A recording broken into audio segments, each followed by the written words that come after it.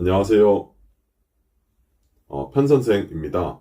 오늘은 창업 상담할 때 많이 듣는 질문 중 하나인, 그리고 많은 분들이 실제로 가장 크게 착각하는 부분을 다루어 보도록 하겠습니다. 주제는 신축 아파트 상가 편의점 관련 주제인데요. 대단지 신축 아파트 상가는 무조건 좋은 거 아닌가요? 신축 단지 내 상가 하나만 제발 소개시켜 주세요. 심지어는 제가 답장은 하지 않았지만 이런 대단지 상가에 작업을 하고 있는 컨설팅 업체였는데, 점주님들을 소개시켜주면 소개비를 준다는 내용의 메일도 받아보았습니다. 이렇게 신축 아파트 단지 상권이 인기가 있는 편인데요. 겉으로 보면 인기가 있을 수밖에 없습니다. 단지가 크고 깨끗하고 젊은 소비층이 많고 아파트 주민들이 편의점 이용도 많이 하니 아파트, 그중 신축 아파트 편의점은 최고라고 생각하실 수도 있습니다. 하지만 창업은 겉모습이 아니라 숫자와 구조로 판단해야 합니다. 오늘 이걸 완전히 정리해 보려 합니다.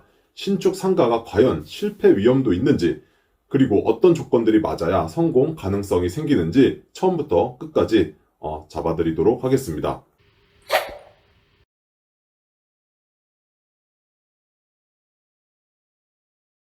모르시는 분들은 이렇게 생각하실 겁니다. 신축 상가는 비싸서 그렇지 나만 원하면 가능한 거 아닌가요?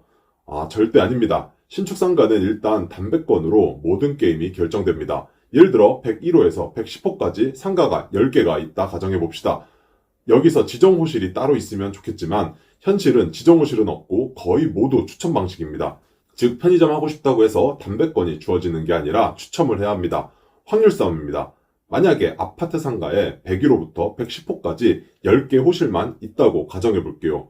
내가 101호 하나만 계약해서 담배권을 신청했는데 다른 사람이 102호에서 110호 9개를 싹쓸이해서 담배권을 신청해서 넣는다? 확률은 1대9, 내 승률은 10%. 하느님, 부처님, 성모 마리아님께 기도한다고 해도 확률은 바뀌지 않습니다. 그래서 아까 예시와 같이 담배 취득 확률을 높이려고 상가를 여러 개 계약을 해버립니다. 보증금이 5천만 원인 상가에 계약금은 500만 원, 10개면 계약금 5천만 원이죠.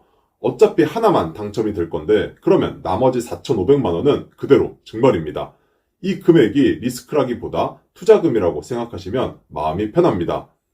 물론 간혹 담배권 떨어지면 이 계약은 무효가 되며 계약금을 돌려주기로 한다 라는 특약을 넣어주는 임대인도 있긴 합니다. 하지만 예전에는 몰라도 요즘 시장에선 그런 임대인 찾기 어렵습니다.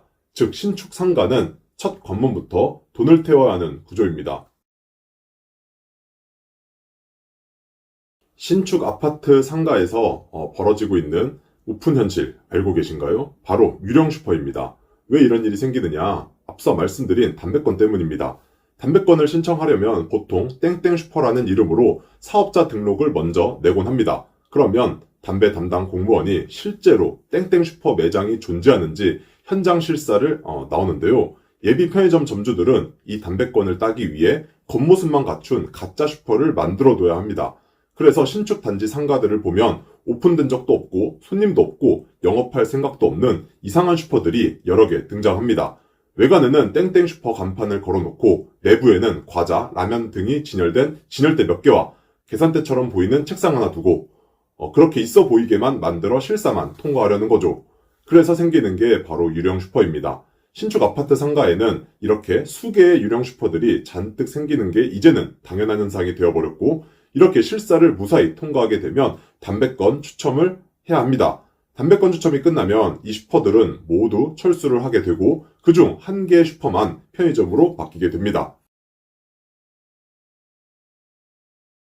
담배권 신청은 사업자 내고 서류만 넣으면 되는 게 아닙니다. 담배 소매인 지정은 국가유공자, 장애인 또는 그 가족을 우선 지정할 수 있는 조항이 시행규칙에 존재합니다. 그래서 내가 이 조항에 해당이 안 되는 점주라면 편의점 사업자 등록을 국가유공자, 장애인과 공동명의로 해야 합니다. 문제는 여기서 시작입니다. 10개 호실을 계약했는데 모두 담배를 신청하려면 장애인 10명을 구해야 한다는 말입니다.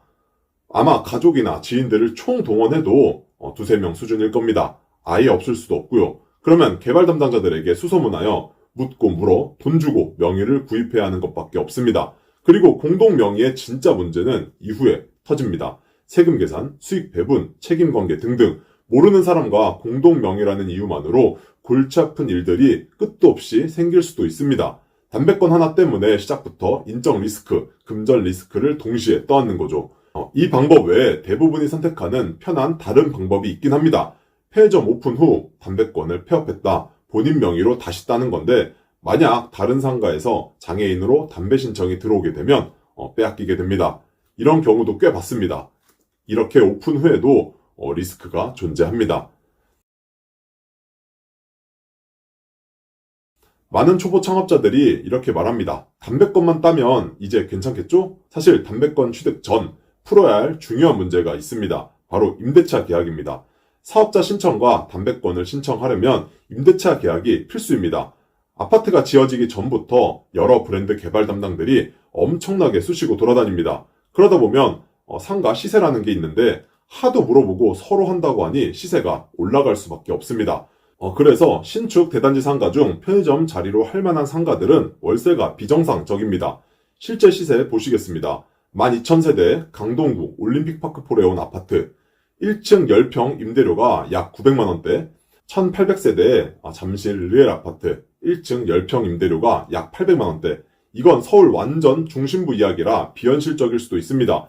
경기 외곽도 요즘 10평에 3,400만원이 기본입니다. 하지만 편의점은 10평으로 하면 담배가게가 됩니다. 정상 운영하려면 18평에서 한 20평 이상 필요합니다. 20평이면 외곽조차 월세가 600에서 800만원, 관리비 전기료까지 합치면 월 고정비만 1,000만원입니다. 이걸 버티려면 최소 일매출이 250만원 이상 필요합니다. 그런데 신축이라고 해서 이제는 이 매출이 당연한 듯이 나오지 않을 수도 있습니다. 옛날에는 거리 제한 때문에 CU 하나 들어오면 GS는 못 들어오는 구조이고 무인 아이스크림 정도 들어오면 경쟁점은 끝이었습니다. 어떻게 보면 경쟁 구조가 단순했습니다. 하지만 요즘에는 신축 단지의 경쟁자는 편의점이 아닙니다. SSM, 대형 슈퍼입니다. GS 더 프레시, 롯데슈퍼, 노브랜드, 이마트 에브리데이 이런 곳이 단지 내 또는 인근에 들어오면 편의점 매출은 예상했던 매출이 나오지 않게 됩니다. 왜냐하면 공간 넓고 가격 싸고 품목 많고 동선 편하고 담배 없어도 주민들이 슈퍼를 압도적으로 선호합니다. 즉 신축 단지의 실제 경쟁자는 더 이상 무인 아이스크림 할인점이나 편의점이 아니라 대형 SSM입니다. 그리고 이건 절대 편의점이 이길 수 없는 구조입니다. 신축이라서 모두 다 잘 되는 게 아닙니다. 여러 조건들이 맞아야 합니다. 4가지 조건을 한번 갖추려서 말씀드리도록 하겠습니다. 첫 번째는 세대수입니다. 세대수는 최소 700세대 이상이어야 합니다. 600세대 이하는 사실상 비추입니다. 400세대는 일매출 150만원도 안 나오는 구조가 많습니다. 두 번째는 평수입니다. 평수는 최소 15평 이상이 좋습니다. 편의점은 평수가 곧 매출입니다. 10평 이하는 진짜로 완전 상권 좋은 곳 빼고는 못한다 수준입니다. 상품 구색도 갖추지 못하고 장비 집기도 많이 넣을 수가 없습니다. 세 번째는 임대료입니다. 임대료 최저 마지노선은 월 800만원입니다. 임대료가 800만원 이상이면 시내 영역입니다. 300 찍어야 겨우 버티고 그마저도 조금만 흔들리면 적자입니다. 네 번째는 경쟁점입니다. 반경 1km 내 SSM이 없는 곳, 즉 SSM이 출점할 만한 상가가 없는 게 좋습니다. 이 4가지 조건 중 단 하나만 깨져도 아파트 단지 상가 편의점은 월세 내다 끝이 납니다. 정문 후문으로 상가가 분리된 단지는 특히 주의해야 합니다. 예를 들어 700세대인데 정문에 상가가 있고 후문에 상가가 있습니다. 이 경우 편의점이 2곳 들어올 확률이 높습니다. 하지만 살아남는 곳은 하나뿐이거나 둘 다 망합니다. 역세권 방향, 동선 좋은 쪽, 이쪽이 모든 매출을 가져갑니다. 다른 한 곳은 일매출 100만원 초반도 안 나오고 자동으로 망하게 될 겁니다. 앞서 보셨듯이 담배권 서류 접수 자체가 그냥 신청하면 된다 수준이 아닙니다. 신청할 호실마다 장애인처럼 우선 대상자를 직접 구해야 합니다. 이 과정에서 비용도 들어가고 시간도 많이 쓰이고 사람 섭외 때문에 스트레스도 막심합니다. 그리고 떨어지는 순간 그동안 쓴 비용, 시간은 그냥 다 날아갑니다. 창업 시작도 전에 에너지 절반을 잃고 시작하는 셈입니다. 신축 아파트 단지 상가에서 편의점이 성공을 하려면 임대료, 담배권, 본사 조건, SSM과 같은 경쟁점 출점 가능성 등을 모두 계산해야 합니다. 이건 초보자는 절대 혼자 할 수 있는 구조가 아닙니다. 시간과 비용이 많이 소요되는 대신 그만큼 본사 조건도 많이 받을 수 있습니다. 그래서 본사는 신축 아파트 단지 상가에 본부임차 타입을 많이 제한합니다. 큰 메리트는 아니지만 월세 부담을 조금 피하고 인건비 정도만 벌겠다는 분들에겐 나쁘지 않은 선택지가 될 수도 있습니다. 하지만 이 경우에도 일매출이 최소 250만 원은 나와야 의미가 있습니다.